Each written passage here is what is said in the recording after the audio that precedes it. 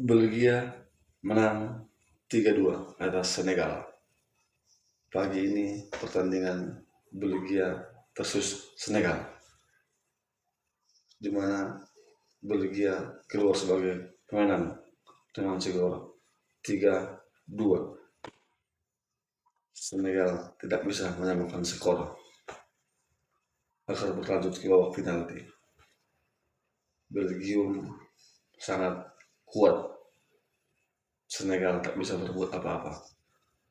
2 penalti yang didapatkan Belgium di extra time membuat Senegal harus rela dan pulang kampung lebih duluan.